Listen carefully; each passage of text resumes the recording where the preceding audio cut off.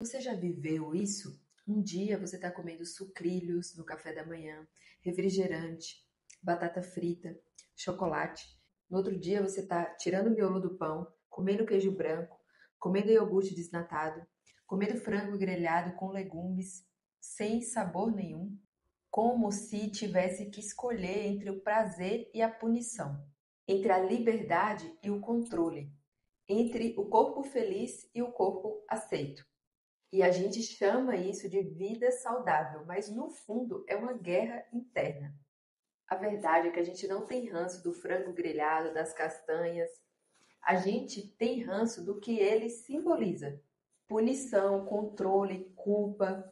Quando você mastiga um alimento que te lembra de dieta, o gosto dele já vem com ressentimento. Porque para muitas mulheres, comer saudável virou sinônimo de não sentir prazer, não poder escolher, não poder errar. Tudo isso não veio do nada.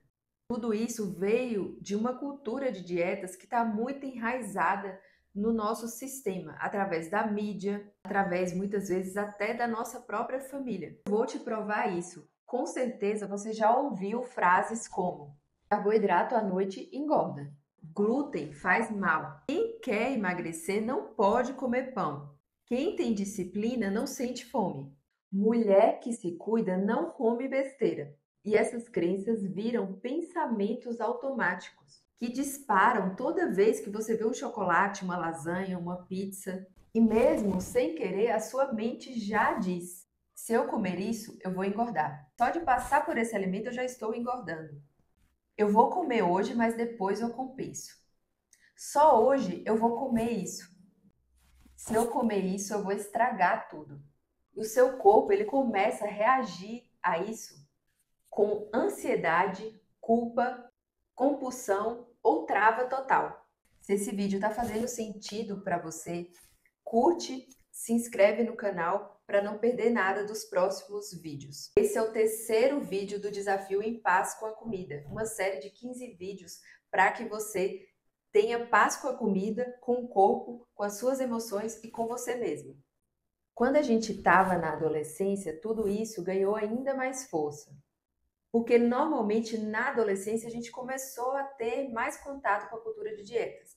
Então tem aquelas revistas que mostravam dietas de 500 calorias, por exemplo, ou muitas vezes as nossas próprias colegas, amigas estavam fazendo alguma dieta, ou as próprias mães, professoras, pessoas que a gente conhecia que eram referência para a gente, muitas vezes estava falando frases como essas que eu trouxe anteriormente. E sem perceber, a gente começou a associar o corpo ideal à fome controlada e o elogio à restrição.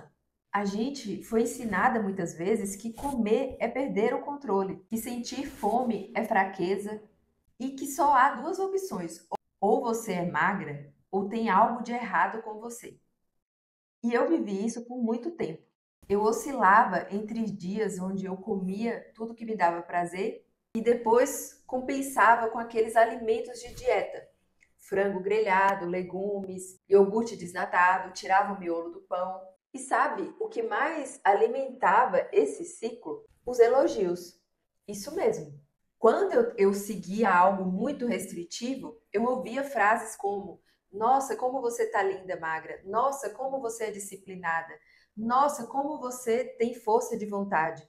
E aquilo me fazia entender que a dor estava valendo a pena. Mas dentro de mim, eu tinha medo de comer e engordar, medo de perder a validação, mesmo que isso seja inconsciente muitas vezes. Então eu comecei a ter comportamentos como: eu comia e já pegava na minha barriga para saber se eu estava engordando, eu compensava muitas vezes em exercício. Então, isso não era saúde, era sofrimento com cara de controle. A verdade é que quanto mais você restringe uma coisa, quando você tiver acesso àquela coisa, é muito comum que você tenha descontrole. Então, se você está muito tempo restringindo algum alimento que você gosta muito e você tem contato com esse alimento em algum momento, muito possivelmente você vai ter um descontrole. E isso não é falta de força de vontade, é a própria pressão da proibição. Um exemplo clássico: você sabe que você vai passar na nutricionista. E na sua cabeça você já enraizou aquela ideia de que ela vai cortar todos os alimentos que você gosta. Então você tem aquele pensamento: vou comer tudo que eu posso hoje, porque amanhã ela vai tirar. Vou comer tudo agora, porque depois isso vai acabar. Mas isso só reforça o ciclo do exagero, culpa, compensação e proibição. Tudo isso que eu trouxe é muito comum com as pacientes que eu atendo. E agora eu vou trazer um passo a passo de como que eu trabalho essa reconciliação de dentro para fora com elas. Então, o primeiro ponto eu quero que você nomeie o ranço. Você vai dar nome ao ranço. Existe algum alimento que você criou o ranço porque comeu muito? Por exemplo, é muito comum no consultório as pacientes terem ranço de castanha, por exemplo, do próprio frango, ovo também é muito comum. Então, tem algum alimento que você tem ranço? E agora eu quero que você reflita por que que você tem ranço desse alimento. Só de você identificar isso já é libertador. Porque se você toma consciência que você criou o ranço de um alimento por conta de algo que você aprendeu desde pequena, mas que não é o correto, então, por exemplo, não é o ideal, não é a gente ser 8 ou 80, é a gente equilibrar as nossas escolhas. Então, se você por um tempo comeu só frango e batata doce, você seguiu isso porque você aprendeu isso em algum lugar. Mas isso veio de alguma influência? Isso era realmente seu? Então você admitir isso já vai te ajudar a entender que foi algo que você aprendeu, mas que agora você entende que não é o certo e que você pode fazer diferente a partir de agora.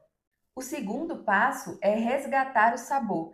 Esse alimento que você tem ranço, e se agora, tomando consciência disso, do porquê que você tem ranço dele, e se você experimentar comer ele de formas diferentes, com temperos diferentes, em horários diferentes, introduzir ele de uma forma que você se sinta bem e segura, fazer isso pode te ajudar a ressignificar a sua relação com esse alimento. Outro passo é você questionar os seus pensamentos. Então, será que você realmente não pode comer isso?